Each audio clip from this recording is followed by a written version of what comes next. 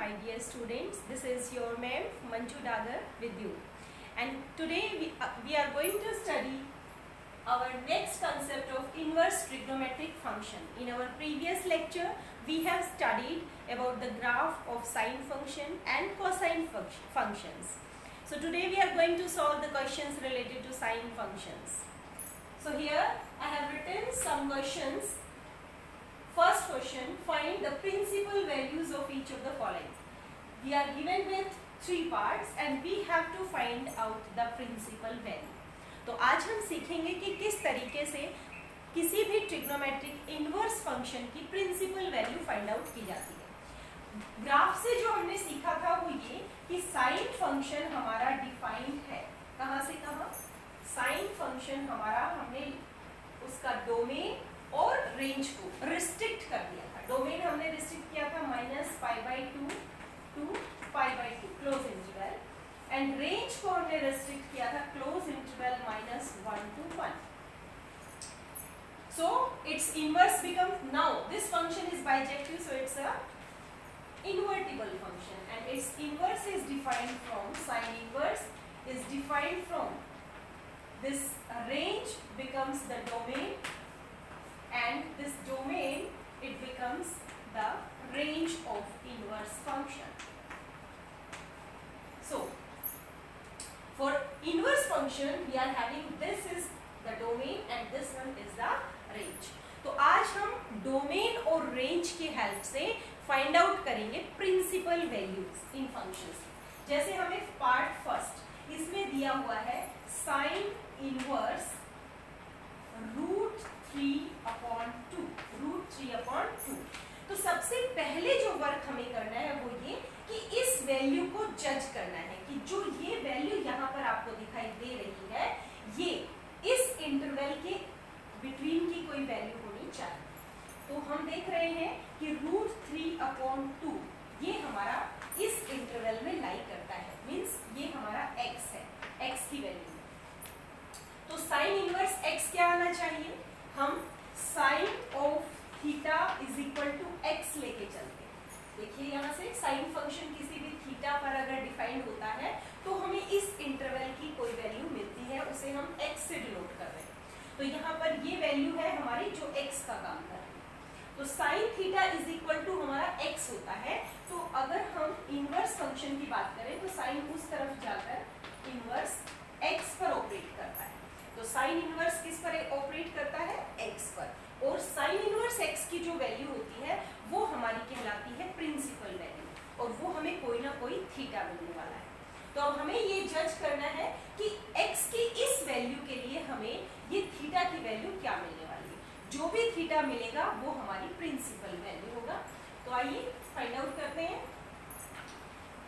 This is the value of √3/2 sine. आप x अगर इसको √3/2 मानते हैं, मीन्स आप यहाँ पर पुट कर रहे हैं sine theta is equal to √3/2।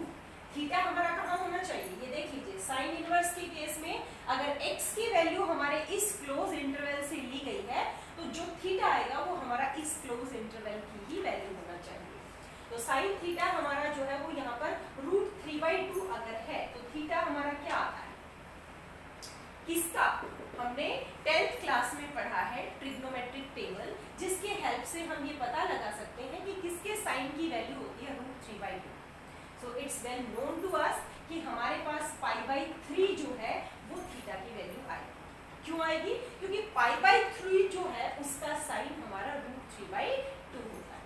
तो यहाँ से हम क्या फाइंड कर पाए हैं कि यहाँ पर साइन इनवर्स ये एक ऐसा थीटा निकलेगा जो थीटा हमारा क्या होगा? थीटा बिलोंग करेगा क्लोज इंटरवल -π/2 से π/2 के बीच में, सच दैट साइन थीटा की वैल्यू क्या आनी चाहिए हमारी?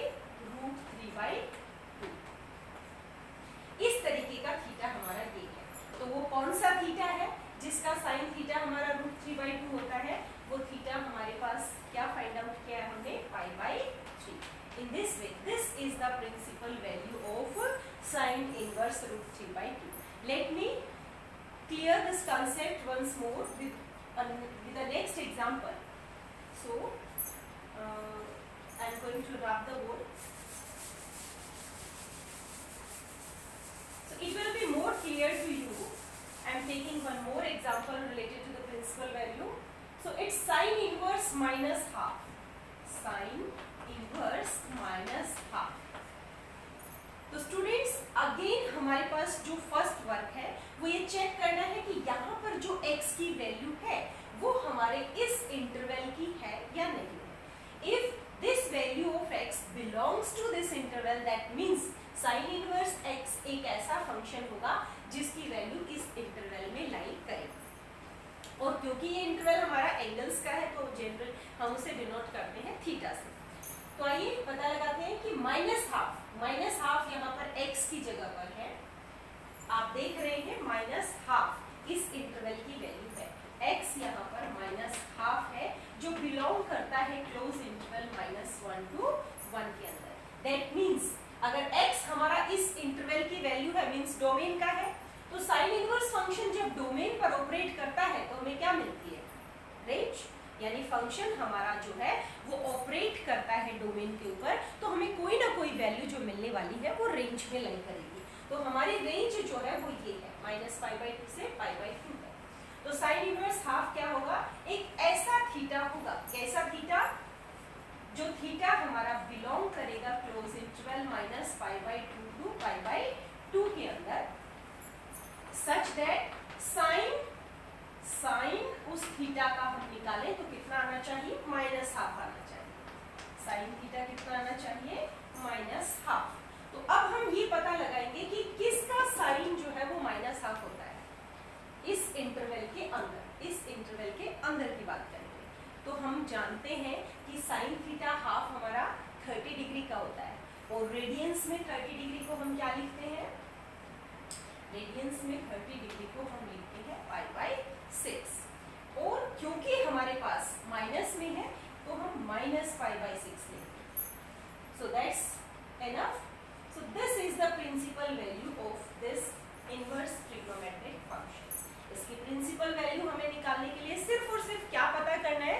सबसे पहले हम ये पता लगाएंगे कि जो x हमारा है वो इस डोमेन का एलिमेंट है या नहीं. In that case, the element is of this domain. Then we will find out a particular theta. ऐसा थीटा जिसका ये हमें साइन ऑपरेट करे तो ये तो वो थीटा हमारा -π/6 आ चुका है. And now again we will take one more example.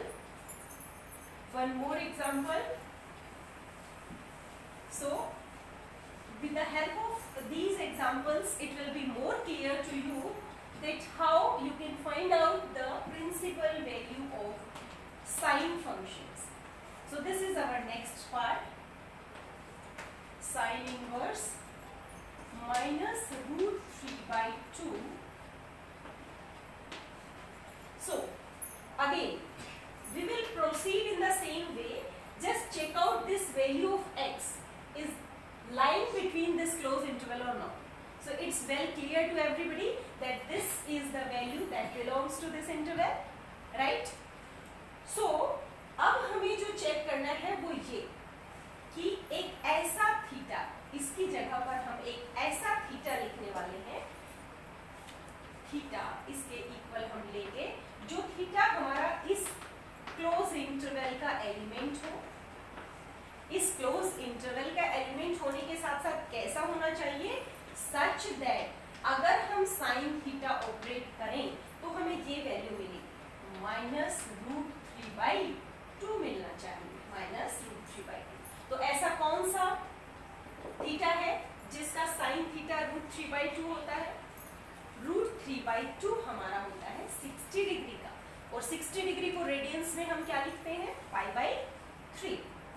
क्योंकि हमारे पास ये माइनस में है इसलिए हम -π/3 लेंगे. सो हमारे पास जो है साइन इनवर्स कॉस, ये सारे फंक्शंस बाद में ऑपरेट करेंगे. पहले हमारा ये ऑपरेट करके हम यहाँ पर क्या प्राप्त कर चुके हैं? π/3. So now cos π/3. What will be the value of cos π/3? π/3 means radiance में cos π/3 की वैल्यू बताएंगे आप क्या होती है. π/3 मीन्स इट्स 60 डिग्री और और 60 डिग्री का कॉस हमारा होता है 1/2।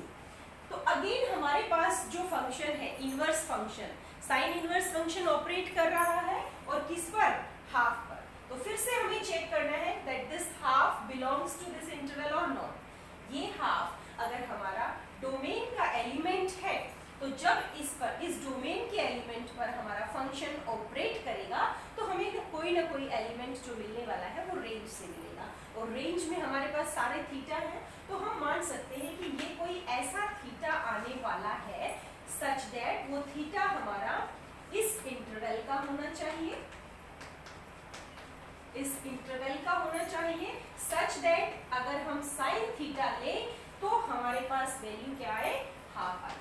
तो आप जज कर सकते हैं दैट साइन थीटा किसका हाफ होता है, साइन थीटा हाफ हमारा अगेन 30 डिग्री का होता है, और 30 डिग्री को हम लिख सकते हैं π/6।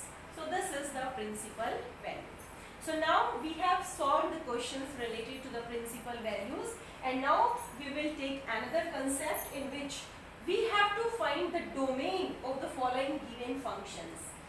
अब हम जो सीखने जा रहे हैं वो ये कि हमें फंक्शन दिया हुआ है और बताना ये है कि उस फंक्शन का डोमेन क्या हो। Now we are given with the functions and we have to find out the domain of the functions. First function is its f of x is equal to sin inverse 2x minus 3। देखिए हम यहाँ पर अच्छे से देख पा रहे हैं कि जो फंक्शन हमारा है वो इनवर्स फंक्शन है, और किसका इनवर्स है, साइन का। तो हम ऑलरेडी ये अच्छे से क्लियर कर चुके हैं कि जो साइन हमारा इनवर्स फंक्शन है उसका डोमेन हमारा ये मींस ये फंक्शन हमारा साइन इनवर्स इस पर ऑपरेट कर रहा है, दैट मींस ये वैल्यू हमारी must be lies in this interval. तो हम इसको लिख सकते हैं कि sine inverse x defines only when x belongs to this interval. जब हमारा x किसका एलिमेंट होगा तभी इनवर्स फंक्शन हमारा डिफाइन होगा। साइन इनवर्स डिफाइन कब है, it's defined only when x belongs to close interval -1 to 1। तो अब हम देखते हैं कि ये वैल्यू हमारी तब डिफाइन होगी जब हमारा ये जो x 2x minus 1 2x minus 3 is less than equal to 1। This is the condition। ये हमारा जो भी कोई x है, इसको हम सारे को x कंसीडर कर रहे हैं, इसके ऊपर इनवर्स फंक्शन कब डिफाइन होगा, जब हमारा ये x जो है वो -1 से 1 के बीच का एलिमेंट हो। तो इसको हम सॉल्व करके चलते हैं। इस -3 को हम इस तरफ लेकर आते हैं, +3 less than equal to 2x less than equal to 1 + 3 means 2x less than equal to 3 + 1 4 and 2 will be cancel out, we will left with means हमारा x जो है वो इस 1 2 का एलिमेंट, क्लोज इंटरवल 1 2 का element. So this is the domain. So in this way we can find out the domain of the given functions। हमने देखा कि हमारा इनवर्स फंक्शन सिर्फ उन्हीं x के लिए डिफाइंड होता है जो x हमारा इस इंटरवल में लाई करता है। तो हम इस इंटरवल में इस x को लेकर चले और हमने इस तरीके से एक interval close interval find out किया जो हमारा गिवन फंक्शन का डोमेन है। This is the domain of given function. So we will take one more example related to this. Again we have to find out the domain of the function, and now we are given with this function. Function is given f of x is equal to sin inverse √x² -1। तो इस question में आप देख पा रहे हैं कि again जो फंक्शन गिवन है that is inverse function and sine inverse function. So now also we have to find out the domain of the given function. तो हम जानते हैं कि हमारा ये x कैसा होना चाहिए। This function is again this function is defined only when x जो हमारा ये x है -1 और 1 के बीच में लाई करना चाहिए।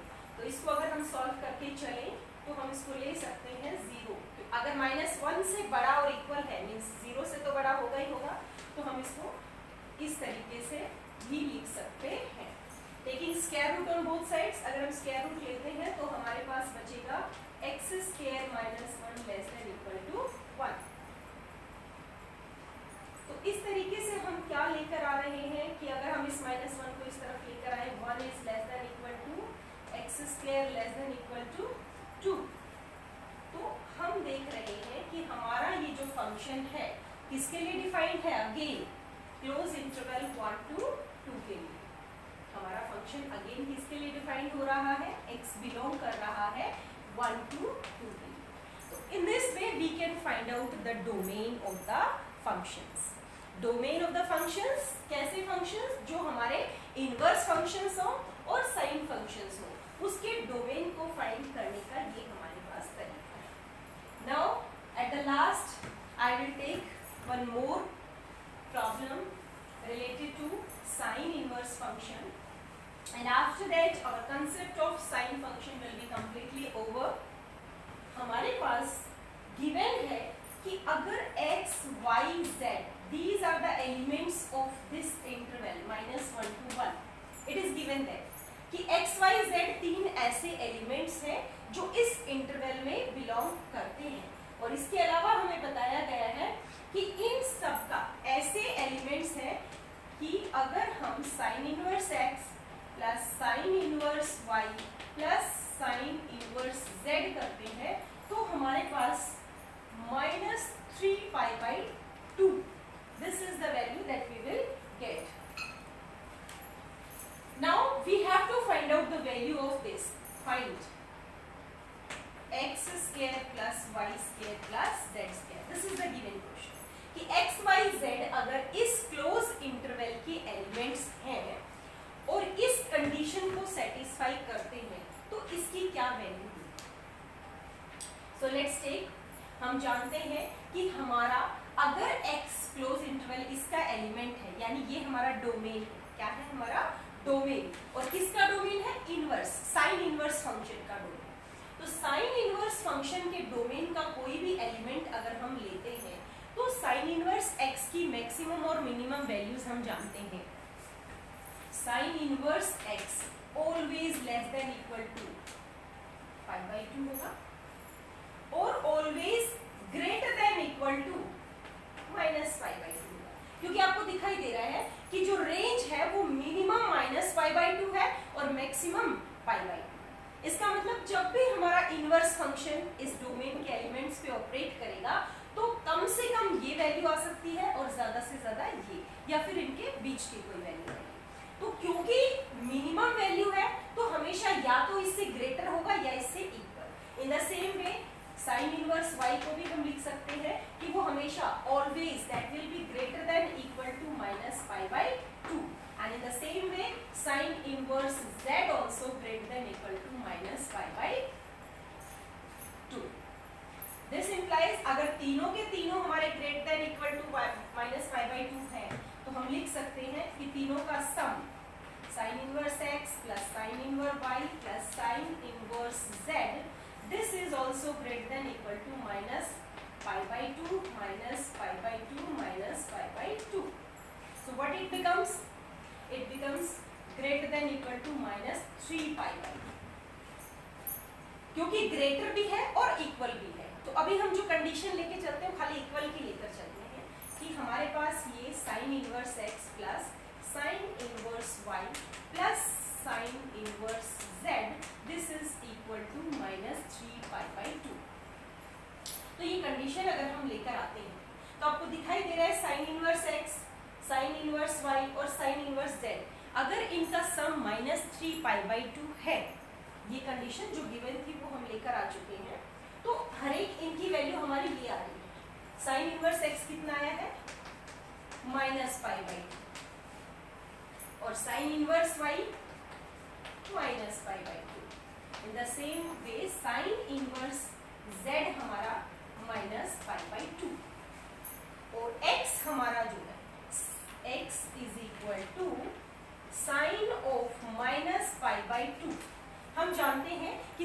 Minus theta minus sine theta के बराबर होता है, तो इस माइनस को हम बाहर लिखकर साइन पाई बाई 2 लिख सकते हैं। साइन पाई बाई 2 की value it's well already known to everyone that sine 90 हमारा होता है 1, दैट मीन्स -1।